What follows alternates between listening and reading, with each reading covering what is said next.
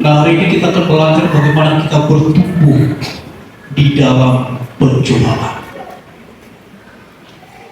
Bertumbuh di dalam percobaan. Baik, Bapak Ibu Saudara sekalian, kita mengawali pembacaan kita dari 2 Korintus pasal yang keempat, ayat yang ke-16 hingga ayat yang ke-18. Dari 2 Korintus pasal 4 ayat yang ke-16 hingga ayat yang ke-18. Kita akan sama-sama baca ayat ini dengan perlahan tetapi sedikit dengan suara yang tegas dan kuat. Kita akan memulai 2, 3, ya. Sebab itu kami tidak tawar hati, tetapi meskipun manusia lahirnya kami semakin merosot, namun manusia batinnya kami dibaharui dari sehari ke sehari. Sebab penderitaan ringan yang sekarang ini mengerjakan bagi kami kemuliaan kekal yang melebihi segala-galanya, jauh lebih besar daripada penderitaan kami. Ayat 18. Sebab kami tidak memperhatikan yang kelihatan, melainkan yang tak kelihatan. Karena apa yang kelihatan adalah sementara, sedangkan yang tak kelihatan adalah kekal. Puji Tuhan. Selama saya dan saudara hidup, maka kita tidak akan pernah lepas dari pencobaan, dari masalah dan persoalan hidup. Tetapi satu hal yang pasti, minggu yang lalu kita belajar bahwa pencobaan yang kita alami itu tidak melebihi kekuatan kita dan selalu ada jalan keluar. Haleluya. Tadi pagi saya sedikit mengeluh ketika saya mau pakai sepatu saya lihat sedikit sepatu saya kusam. Lalu saya cari semir sepatu, ternyata semir sepatu sudah habis. Lalu didengar istri saya bilang, waduh, semir sepatu juga habis. Ini menjadi satu masalah. Sebab saya merasa kalau saya berdiri dengan sepatu yang kusam, sedikit kurang pas. Tapi selalu ada jalan keluar. Ibu Gembala bilang gini, pakai hand body saya saja. Dan jujur baru kali ini saya tahu hand body bisa menjadi semir sepatu. Nah, sekalipun tidak seperti pakai semir sepatu, tapi kan sepatu saya sedikit berkilau. Ini pakai hand body nih, Pak. Ini buat bapak-bapak ini jadi satu masukan agar saudara tidak pusing, saudara tidak stres kalaupun ada persoalan. Haleluya. Itu hanya sebuah contoh kecil saja. Dalam surat Korintus pasal 4 ayat yang ke-17 dikatakan seperti ini. Sebab penderitaan ringan yang sekarang ini, dia katakan penderitaan yang kita alami itu hanya satu penderitaan ringan saja. Kalau minggu yang lalu dia katakan bahwa pencobaan yang kita alami itu hanya pencobaan biasa saja. Saudara saja yang berpikir itu luar biasa, sehingga saudara hebat, saudara. Nah, kenapa ini satu pencobaan? Kenapa ini satu masalah? Kenapa ini satu penderitaan yang ringan? Karena Bapak Ibu, setiap masalah yang kita hadapi itu Itu seizin Tuhan. Dan tentunya Allah menimbang, tentunya Allah menyeleksi kira-kira beban apa yang saudara bisa tanggung. Nah, kalau Allah menganggap saudara cakap menanggungnya, maka beban itu diluaskan untuk saudara menjadi pergumulan saudara. Penderitaan apa yang saudara bisa lalui itu diseleksi semua Bapak Ibu. Kalau ternyata itu melebihi kekuatan saudara, Allah tidak akan izinkan. Haleluya. Jadi kenapa itu diluaskan terjadi dalam hidup saudara? Karena Allah menganggap saudara mampu untuk menanggungnya. Karena Allah berpikir saudara sanggup untuk mengatasinya. Ketika iblis datang kepada Allah, dia berkata tentang Ayub. Iblis mungkin berpikir bagaimana Ayub harus dijatuhkan, bagaimana Ayub harus gagal, bagaimana Ayub harus mundur dari dalam pengirimannya kepada Tuhan. Jadi iblis berpikir tentang sesuatu yang buruk tentang Ayub. Tetapi dengan baik, di sana Allah sedang berpikir tentang sesuatu yang baik untuk Ayub. Jadi ketika iblis berpikir tentang sesuatu yang buruk untuk saya dan saudara, ketika orang-orang lain mungkin berpikir hal-hal yang buruk yang menjatuhkan saya dan saudara, sesungguhnya Allah sedang berpikir hal-hal yang baik untuk kita semua. Haleluya. Apa yang saudara, itulah sebabnya Allah mau mengizinkannya, bukan untuk menjatuhkan saya dan saudara, tetapi untuk melakukan sesuatu yang baik. Nah sekarang, apa itu percobaan? Apa itu penderitaan? Apa itu masalah? Coba kita buka satu ayat. Ayub pasal yang ke-30 ayat yang ke-26, agar saudara bisa lebih memahami apa itu pencobaan.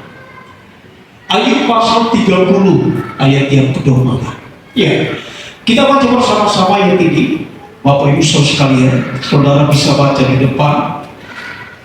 2, 3, ya. Tetapi ketika aku mengharapkan yang baik, maka kejahatanlah yang datang. Ketika aku menantikan terang, maka kegelapanlah yang datang.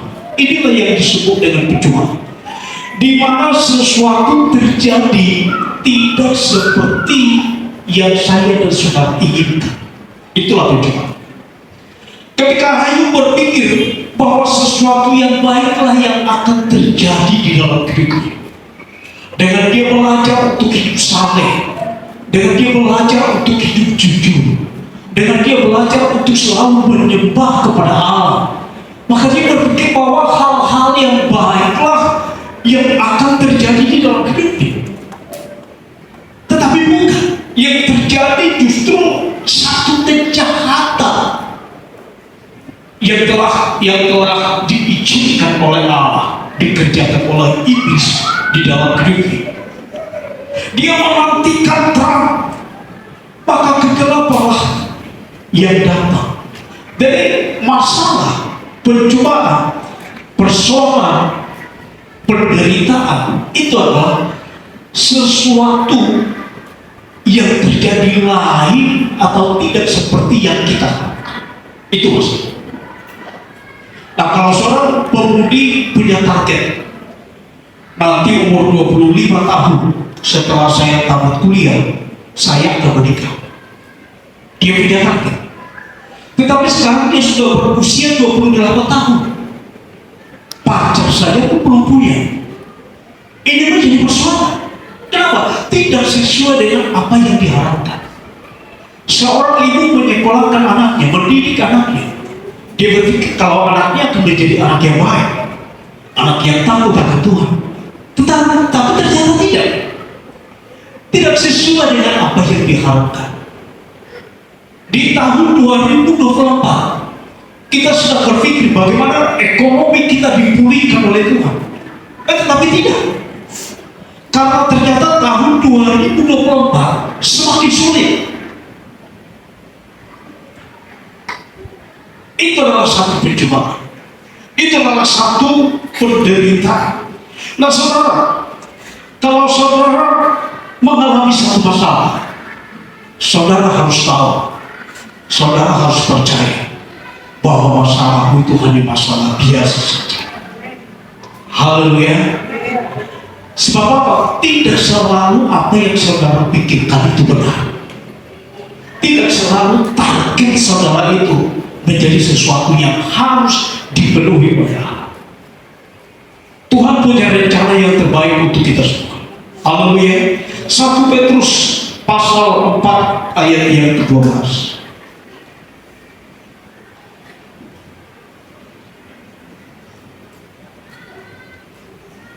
Ya, kita baca bersama-sama ini 2-3 ya.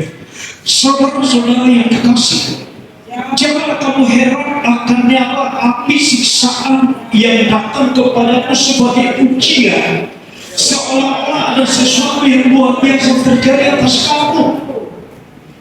Janganlah kau heran, janganlah kau berpikir ketika kau diperhadapkan dengan satu masalah, masalahmu itu lebih besar dari kekuatanmu untuk engkau dapat melakukannya.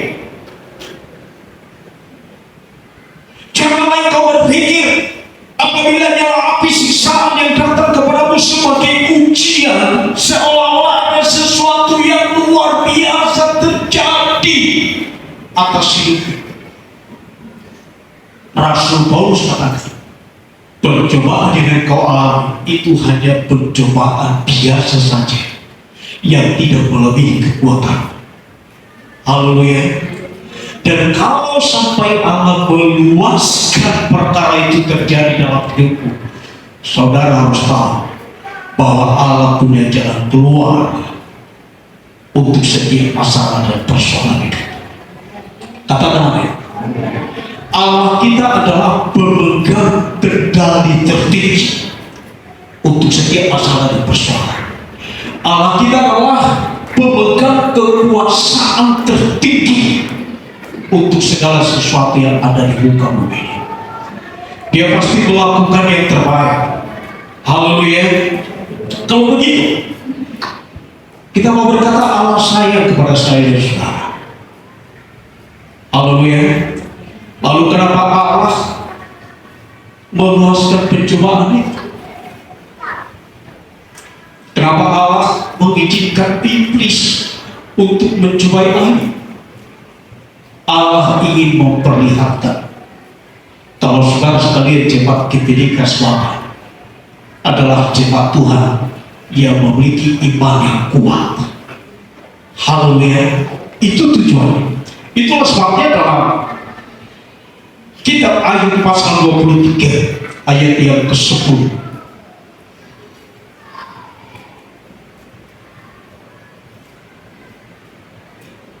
Kita baca bersama-sama ini 2-3-nya. Karena dia tahu jalan hidupku, seandainya ia menguji aku akan timbul seperti emas. Statement yang dikeluarkan oleh Ayub, pernyataan yang disampaikan oleh Ayub ini adalah ketika dia benar-benar terpuruk, ekonominya terpuruk, kesehatannya terpuruk, rumah tangganya juga hancur. Anak-anaknya dipanggil oleh Tuhan, istrinya tidak lagi menghormati dia sebagai seorang suami yang layak untuk mendapatkan penghormatan. Sahabat-sahabatnya menjauh dan mempersalahkannya sekalipun dia sudah berbicara jujur. Sahabat-sahabatnya tidak percaya ini. Betapa berat penderitaan yang dialami oleh Ayub kalau dibandingkan dengan masalah yang saya sudah hadapi. Tetapi di sana dia berkata, kenapa ini bisa terjadi?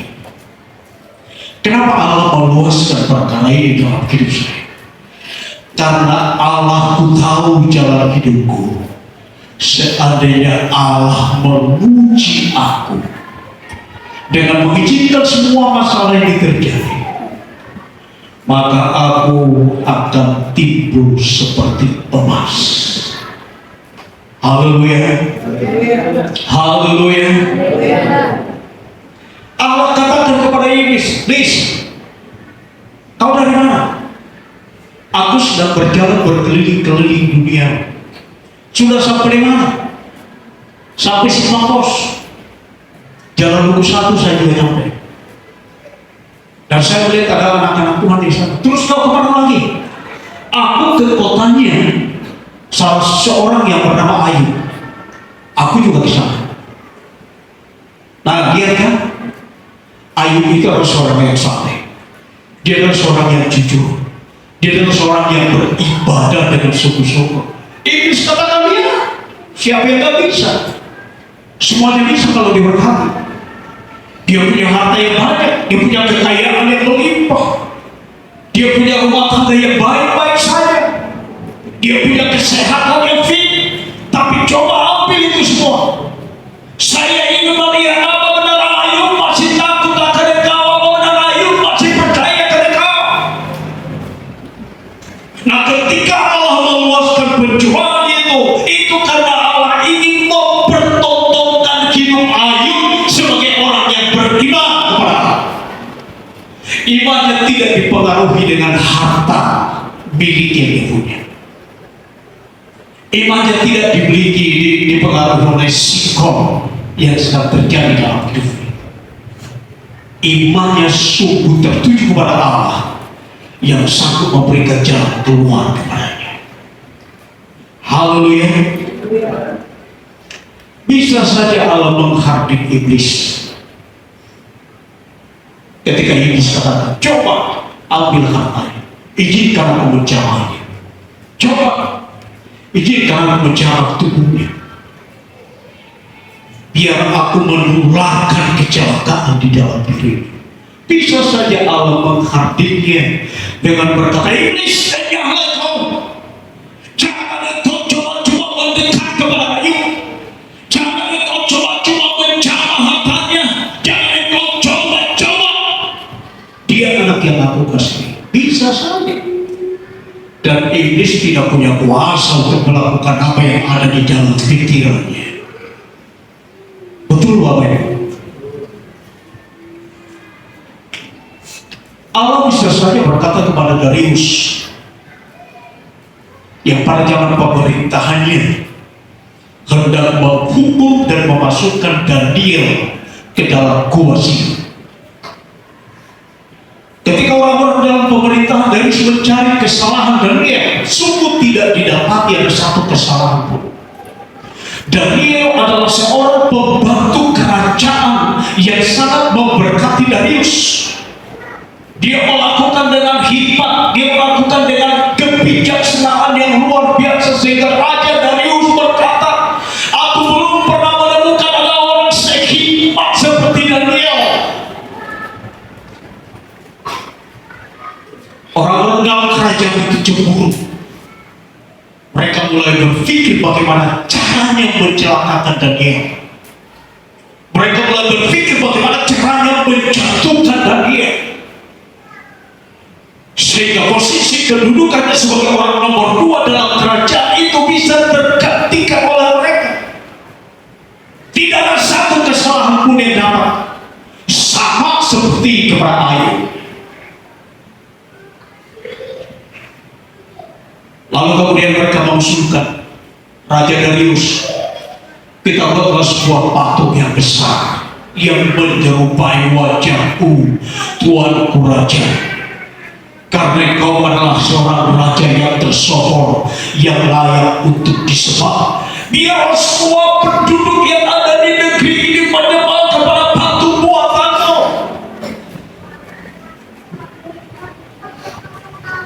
Dan ketika patung itu didirikan, orang-orang mulai menyembah kepada patung itu. Tetapi Daniel tidak. Dia tahu bahwa hanya Allah yang layak untuk disembah. Haleluya. Persoalannya posisinya terancam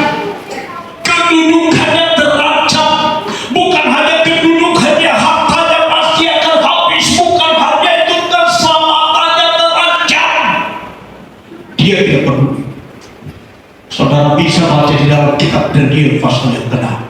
Dia tetap berdoa kepada Allah. Dia tetap menyembah Allah yang benar seperti biasa. Dia tidak mau berdoa. Orang-orang di sekitarnya berpikir kalau mereka sudah menang, Daniel pasti bisa dijatuhkan. Dan benar, Raja Darius mengambil satu keputusan bahwa siapa yang tidak menyembah kepada patung buatanku, maka dia akan dimasukkan ke dalam gua Sihir. Bisa saja Allah mencegah Raja Darius sehingga Daniel tidak benar-benar dimasukkan ke dalam gua Sihir. Tetapi sekali lagi, Allah tidak melakukan itu. Allah membiarkan masalah itu terjadi dalam kehidupan Daniel. Dan ketika Sadrak, Mesak, dan Abednego juga diperhadapkan dengan masalah yang sama, mereka memiliki pilihan menyembah kepada Allah yang benar atau tidak. Sadrak, Mesak, dan Abednego, mereka tetap memiliki satu komitmen bahwa mereka harus menyembah kepada Allah yang benar. Haleluya. Tapi sekali lagi persoalannya berbeda. Kedudukannya sedang diancam. Orang-orang ingin hendak menjatuhkannya, membunuhnya, membakarnya hidup-hidup. Dan sekali lagi pada waktu itu, ketika Raja Nebukadnezar sedang mencari-cari alasan untuk membatalkan hukuman itu, Allah bisa saja berbicara kepada Raja Nebukadnezar, batalkan itu hukuman. Sebab di mana penguasa yang tidak dapat mengubah undang-undang, Bapak Ibu Saudara sekalian, di mana raja yang tidak dapat mengubah undang-undang?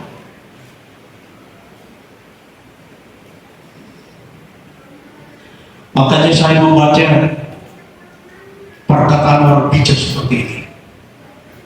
Ada 3 orang yang tidak bisa dilawan di dalam hidup ini. Kalau boleh saudara menghindar daripadanya.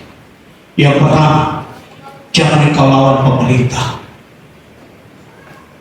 Sebab pemerintah bisa mengubah undang-undang untuk tetap mempersalahkan. Saudara sekarang bisa duduk dengan nyaman beribadah kepada Tuhan, amin saudara. Tapi pemerintah bisa membuat undang-undang. Kalau mau beribadah tidak bisa duduk, harus berdiri. Dan kalau ternyata saudara didapati tidak duduk, saudara bisa menjadi salah. Beberapa puluh tahun yang lalu terjadi satu persoalan besar di tengah-tengah gereja dengan dikeluarkannya SKB 2 Menteri. Banyak orang berbuat sesuka hatinya, tapi SKB 2 Menteri itu sudah dibatalkan kembali. Bisa mengubah undang-undang, bisa membuat harus punya peraturan SKB 2 Menteri, harus memiliki satu tanda tangan setidaknya 60 penduduk, harus memiliki izin dari EKB dan lain sebagainya. Dan bisa juga dibatalkan besok, tidak perlu. Nah, kalau Raja Nebukadnezar mau mengubahnya, dia bisa mengubahnya. Haleluya. Dan kalau sampai Allah berbicara kepada Raja Nebukadnezar, Raja Nebukadnezar akan tunduk kepadanya. Oknum yang kedua, jangan engkau melawan penguasa, orang terkaya. Sebab kalau engkau melawannya, bisa saja dia menyogok pemerintah untuk memasukkan engkau ke penjara. Lebih baik menghindar. Dan yang ketiga, yang mungkin saudara akan merasa lucu dengan perkara ini, jangan engkau lawan pendeta. Sebab kalau engkau menang melawannya, engkau akan masuk neraka. Urusan pendeta itu dengan Tuhan. Amin saudara. Tuhan yang berperkara dengan suara pendeta.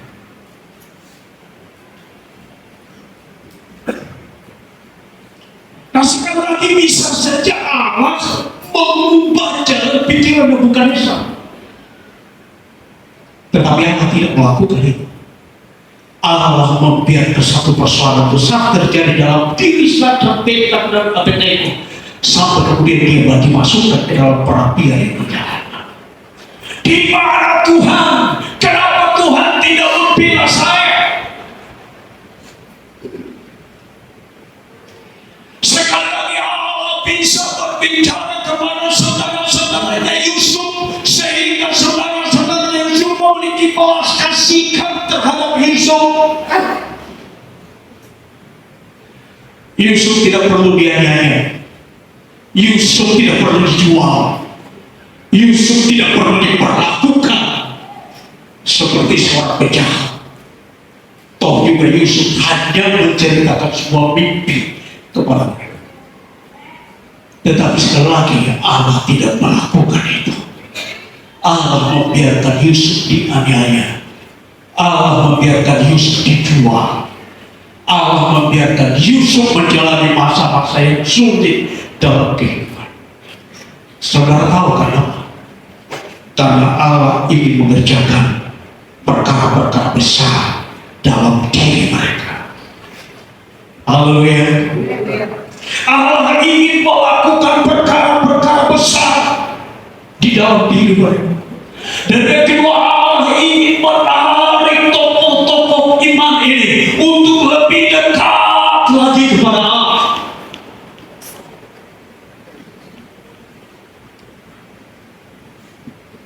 Apa tadi dikatakan di ayat yang ke-16 dari 2 Korintus pasal yang keempat? Coba dimunculkan di depan. Kita baca bersama-sama 2-3 ya. Sebab itu kami tidak tawar hati, tetapi meskipun manusia lahiriah kami semakin merosot, namun manusia batinnya kami dibaharui dari sehari ke sehari. Sebab itu kami tidak tawar hati, kata Rasul Paulus. Sebab meskipun manusia batinnya kami semakin merosot, capek menghadapi masalah seperti ini. Saudara tahu masalah yang diperhadapkan kepada Rasul Paulus pada waktu itu bukan peperangan, bukan goasi, bukan perapian yang menyerangnya. Bapak Ibu sekalian, kota Korintus adalah satu pusat penyembahan berhala pada waktu itu. Dan setiap kuil-kuil yang ada sebagai pusat penyembahan di kota itu selalu diisi dengan orang-orang yang menjajakan dirinya. Ada perjinahan-perjinahan di sana. Sehingga sebagai salah satu kota perdagangan, bermacam-macam ragam sifat, sikap, dan tingkah laku orang-orang yang dihadapi di sana. Itu yang membuat mereka capek. Bukan karena mencangkul lain,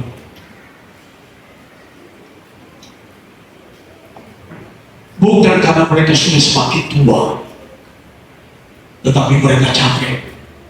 Seolah-olah pemikiran mereka mentah begitu saja. Seolah-olah setiap kebenaran firman yang disampaikan itu tidak dapat diterima oleh orang banyak yang ada pada waktu.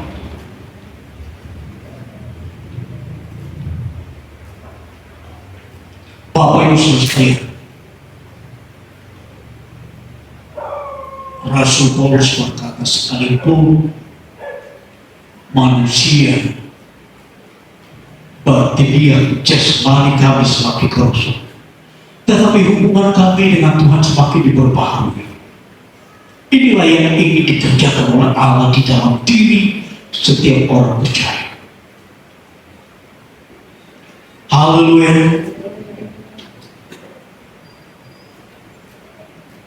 Sebab itu kami tidak tawar hati, tetapi meskipun manusia lahiriah kami semakin merosot, namun manusia batinnya kami semakin diperbaharui dari sehari ke sehari. Hubungan kami dengan Tuhan itu semakin dekat, semakin erat, semakin lebih baik. Ketergantungan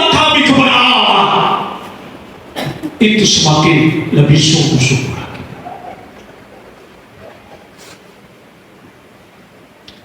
Haleluya. Ada kalanya saudara diluaskan satu persoalan agar saudara sadar bahwa hidup saudara memerlukan Tuhan. Katakan amin. Coba kita baca satu ayat ini. Kitab Mazmur pasal 34 ayat 17 sampai ayat yang ke-18. Apabila orang-orang benar itu berseru-seru, maka Tuhan mendengar dan melepaskan mereka dari segala kesesatannya. Terus kita baca bersama-sama 2-3 ya. Tuhan itu dekat kepada orang-orang yang patah hati, dan Ia menyelamatkan orang-orang yang lembut jiwa. Saudara, kalau saudara mau bertumbuh di dalam setiap percobaan yang saudara alami, saudara harus dapat memiliki respon yang baik. Tujuan Allah bukan untuk mencelakakan saya dan saudara, tetapi untuk menarik saudara lebih dekat lagi dengan Tuhan. Haleluya. Haleluya. Agar saudara memiliki jiwa yang remuk. Tuhan itu dekat kepada orang-orang yang patah hati. Seolah saudara tidak punya harapan, seolah saudara tidak punya lagi kemampuan untuk berdiri, saudara hanya tunggu untuk berlutut di kaki Tuhan, engkau menangis. Berbeda dengan ketika saudara diberkati, engkau meneriakkan nama Tuhan, tapi hatimu di mana? Tapi ketika engkau sudah remuk hati, engkau memiliki jiwa yang remuk di hadapan Tuhan, maka di sana sungguh Allah itu dekat dengan engkau. Haleluya. Itu tujuan Allah. Ketika Dia meluaskan masalah dan pencobaan dalam diri saudara, tujuannya adalah agar menarik saudara lebih dekat lagi dengan Tuhan. Engkau dapat memahami satu kebenaran ini. Ayat 17 tadi katakan apa?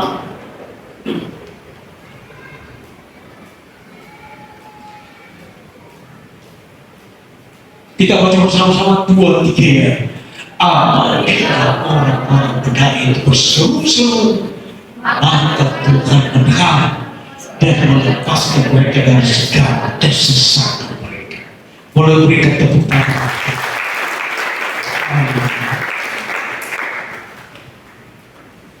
Itulah sebabnya Ayub memilih untuk tidak mengeluh kepada Tuhan. Dia tetap menjaga ucapannya. Dia tetap menjaga sikap hidupnya di hadapan Tuhan. Dalam semuanya itu firman Allah berkata bahwa Ayub tidak berbuat dosa kepada Tuhan. Haleluya. Kenapa? Karena Ayub tahu pada akhirnya Allah akan memberikan jalan keluar. Bapak Ibu saudara sekalian, sekalipun bukan dengan caranya sendiri, Allah kita punya banyak cara untuk memberikan kita kemenangan. Haleluya. Dia diberkati, istrinya dipulihkan Tuhan, dia mendapatkan anak-anak yang terganti, tergagah, tercantik. Dia memiliki kekayaan yang berlipat-lipat kali ganda. Dia memiliki kesehatan yang sempurna. Orang-orang berpikir sudah terlambat, tetapi Allah kita selalu melakukan segala sesuatu tepat pada waktunya. Haleluya. Perkara itu juga lah yang membuat Daniel tidak mau meninggalkan Allahnya. Sekalipun dia melihat Raja Daniel sudah begitu serius dengan keputusannya. Keputusannya tidak dapat lagi diubah. Sekalipun dia sayang kepada Daniel, sekalipun dia tahu Daniel telah membawa dampak yang besar dalam pemerintahannya pada waktu itu, dia tetap memiliki satu keputusan total bahwa Daniel akan dimasukkan ke dalam gua singa. Dan mundur karena dia tahu di dalam gua singa sekalipun Allah sanggup melepaskannya. Haleluya.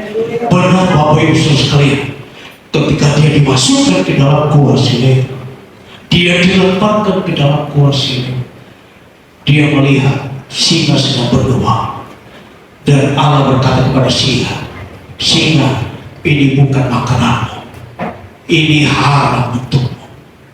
Sehingga dia tidak mencelakakan Daniel, dia membiarkan Daniel. Bahwa benar setiap orang yang berseru-seru kepada Tuhan, maka Tuhan mendengar dan melepaskan mereka dari segala kesesatan. Haleluya. Perkara ini juga lah yang sedang dipegang oleh Sadrak, Mesak, dan Abednego. Siapa yang tidak tahu kalau masuk ke dalam perapian maka tubuhnya terbakar?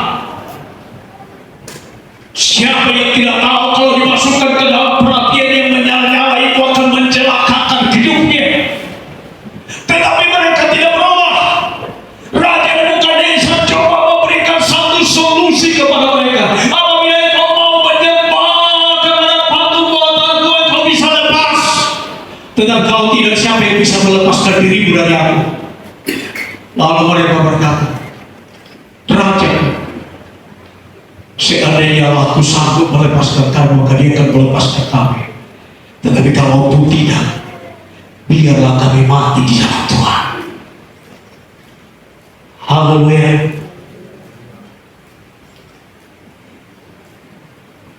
Mereka dilemparkan ke dalam perapian yang menyala-nyala. Orang-orang yang diperintahkan untuk melemparkannya ke dalam mati karena harus terbakar api yang telah dipanaskan 7 kali lipat dari jasadnya. Tetapi lihat bagaimana Sadrak, Mesak, dan Abednego ditemani oleh seorang dewa berjalan-jalan di tengah-tengah perapian yang menyala-nyala.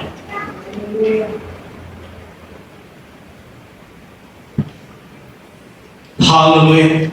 Sanggupkah engkau berkata, Bapak Ibu Saudara sekalian, kalau persoalan yang engkau alami itu tidak melebihi kekuatanmu? Sanggupkah engkau berkata kalau masalah yang sedang diperhadapkan kepadamu itu hanya masalah biasa saja? Kenapa itu hanya masalah biasa saja? Karena sebesar apapun masalah yang engkau hadapi, itu jauh lebih kecil di hadapan Tuhan.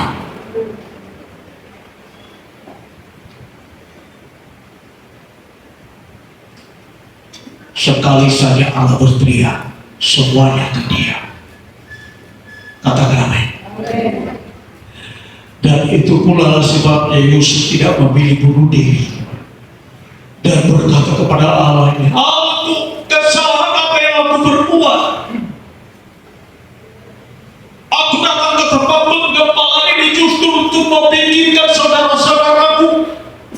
Aku menempuh perjalanan yang jauh untuk membawa bekal makanan bagi mereka.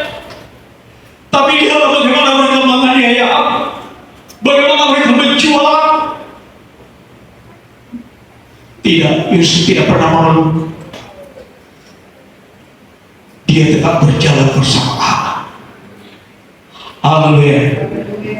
Itu adalah satu situasi yang tidak pernah terpikirkan oleh mereka.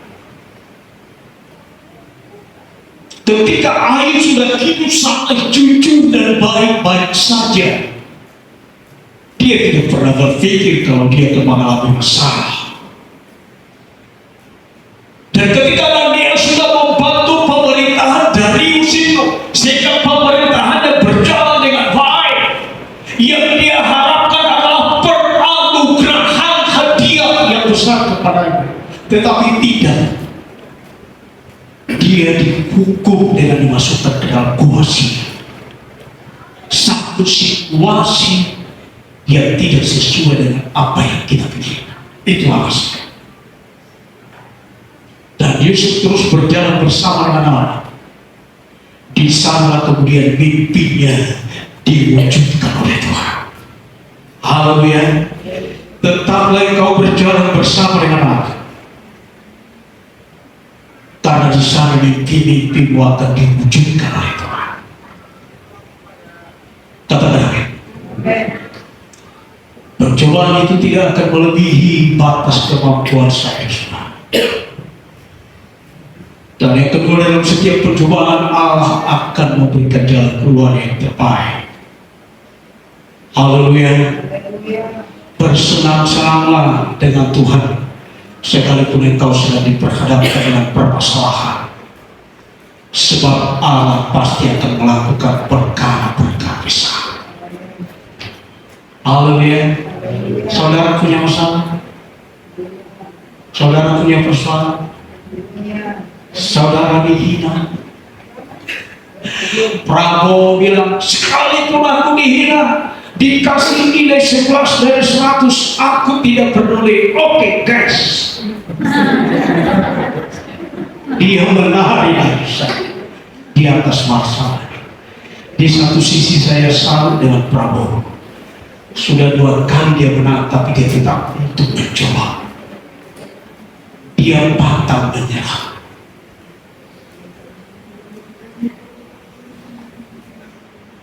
Saudara punya target, jangan engkau mundur.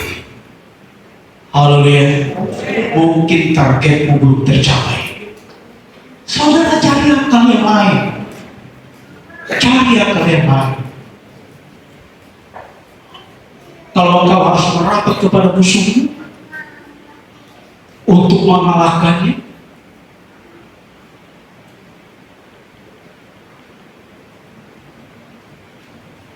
padahal perkara ini yang saya masukkan bukan iblis musuh kita. Artinya saingan-saingan.